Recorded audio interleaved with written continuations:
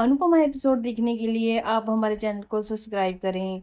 तो मैं सरब, आइए आज जानते हैं कि अनुपमा एपिसोड में क्या होता है। मोटिबा पूजा के लिए सामान रखवाती है। राही मोटिबा के पास आती है तो मोटिबा राही को बोलती है, राही तुम अपने मायके वालों को बोल दो कि पूजा के लिए लेट ना हो। राही वहां से जाने लगती है तो मोटिबा देखती है कि राही के पास एक ईयररिंग नहीं है। मोटिबा राही को बोलती है, राही तुम्हारा एक अरेंजमेंट मैं कर लूंगी।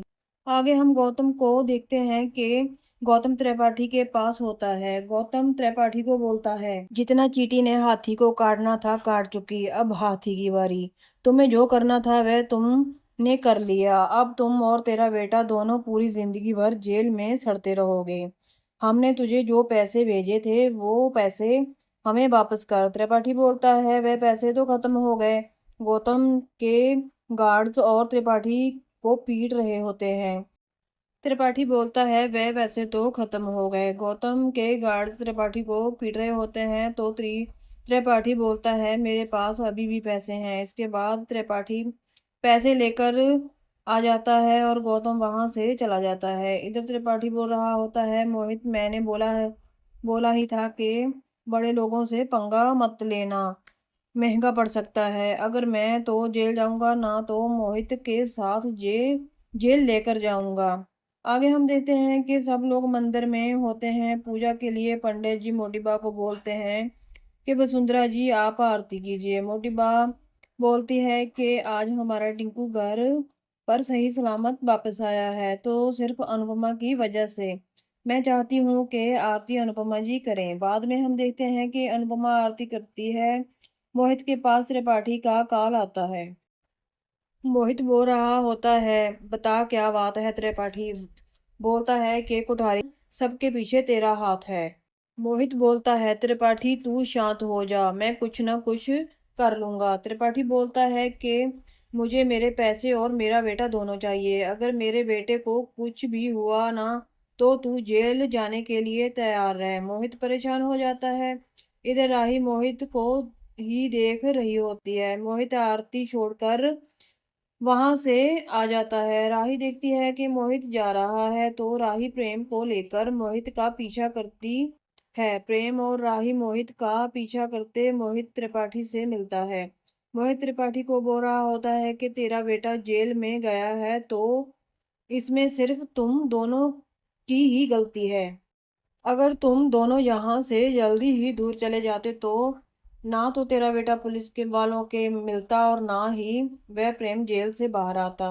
राही और प्रेम उनकी सारी बातें सुन रहे होते हैं। राही अपने फोन में रिकॉर्ड कर रही होती है। त्रिपाठी बोलता है, मुझे मेरा बेटा और पैसे दोनों वापस चाहिए। मेरे 1 करोड़ चाहिए। अगर तूने मुझे नहीं देगा तो मैं कुठारी के पास चला जाऊंगा और उन्हें सब कुछ सच बता दूंगा।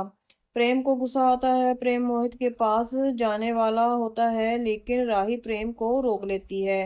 तभी प्रेम का फोन बज जाता है। त्रिपाठी और मोहित दोनों प्रेम और राही को वहां पर देखते हैं।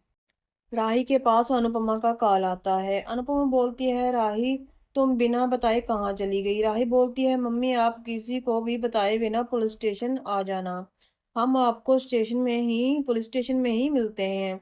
मोहित और प्रेम हम दोनों वहीं पर होंगे। अनुपमा बोलती है, मोहित। इसके बाद राही फोन कट कर देती है। इधर हम देखते हैं कि मंदिर में सब लोग परेशान हो रहे होते हैं।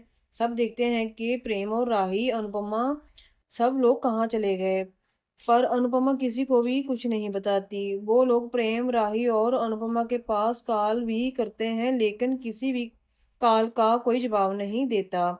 तो आगे हम देखते हैं कि पुलिस स्टेशन का सीन देखते हैं। इंस्पेक्टर बोल रहा होता है कि अच्छा तो इन सबके पीछे मास्टरमाइंड यही था। इंस्पेक्टर बोलता है, मैं जाऊं फिर तुम। आगे हम देखते हैं ईशानी को। ईशानी के पास किसी का कॉल आता है और से मिलने के लिए जा रही होती है लेकिन वह किससे मिलने जा रही है, पाखी भी ईशानी के पीछे चली जाती है।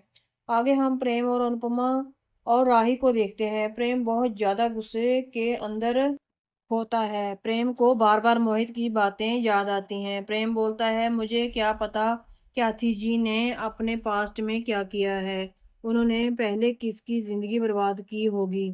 मेरा उनसे कोई लेना देना नहीं है।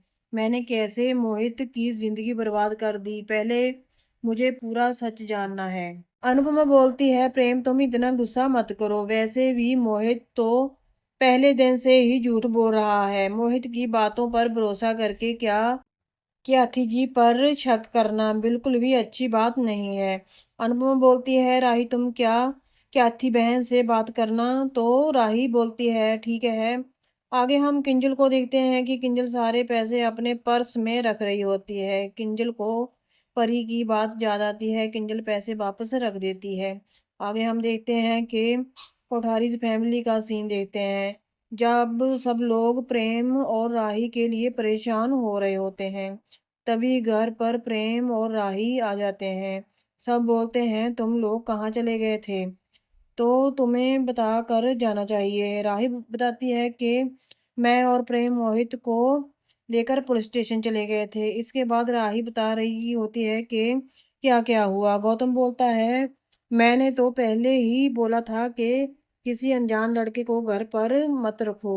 मैंने तो उसे हमारी कंपनी में जॉब भी दे दी थी। पराग बोलता है, उस लड़के ने मेरे भरोसे का बहुत गलत फायदा उठाया है, मेरे ही बेटे को फंसा दिया। सब लोग बोलते हैं कि मोहित ने ऐसा क्यों किया होगा।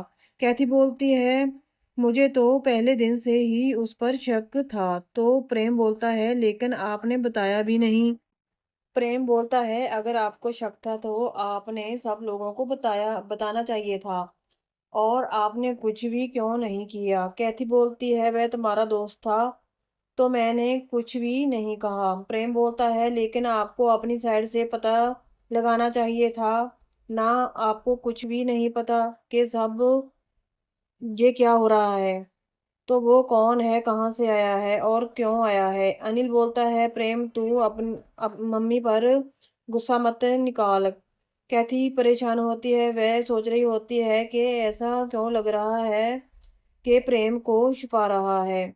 मुझसे मुझसे कुछ और पूछना चाहता था। इधर पराग बोलता है, अनिल अभी हम लोग पुलिस स्टेशन चलते हैं। प्रेम राही को बोल रहा होता है, राही तुमने मुझे रोका क्यों। राही बोलती है, मैंने तुझे बोला था ना, खुद बात कर लूंगी, माँ से बात करूंगी, प्लीज तुम शांत हो जाओ। राही प्रेम के लिए फ्लावर लेकर आती है और उसे चॉकलेट भी खिलाती है। इसके बाद राही के पास अनुपमा का मैसेज आता है। अनुपमा बोल रही होती है कि सब कुछ ठीक है ना। राही बोलती है, मम्मी प्रेम अभी भी बहुत ज्यादा स्ट्रेस के अंदर है और मुझे माँ से भी बात करनी है। राही सोच रही होती है कि माँ को देखकर ऐसा लग रहा था कि मोहित के बारे में बहुत कुछ जानती है, उन्होंने भी कुछ नहीं बताया। अनुपमा अनु की रसोई में होती है और वह परेशान हो रही होती है। वो सोच रही होती है, अगर मैं घर पर होती तो सब लोगों को पता चल जाता है, इसलिए मैं यहाँ पर आ गई। तभी वहां पर राघव भी आ जाते हैं और राघव बोलता है, आप परेशान लग रही हैं। तो अनुपमा बोलती है कि वह मैं बस देख रही थी कि अब की बार बिजनेस में फायदा हुआ या नुकसान हुआ।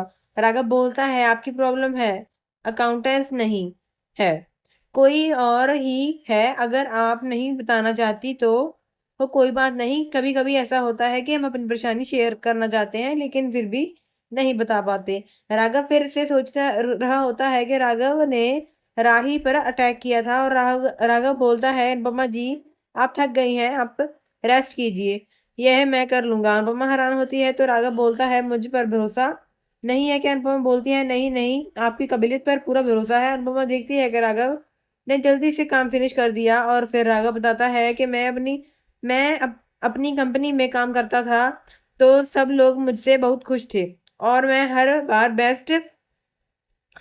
मैं बेस्ट एम्प्लॉय का अवार्ड जीतता था। अनुपमा बोलती है कि राघव जी ही आपको आपको अभी अभी भी लगता है कि वह जिंदा है और उसने आपको फंसाया है।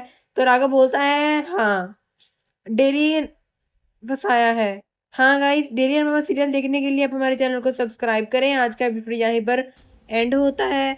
तो गाइस, आपको हमारी वीडियो अच्छी लगी हो तो हमारी वीडियो को लाइक करना और अच्छा सा एक कमेंट छोड़ के जाएं और कमेंट बॉक्स में।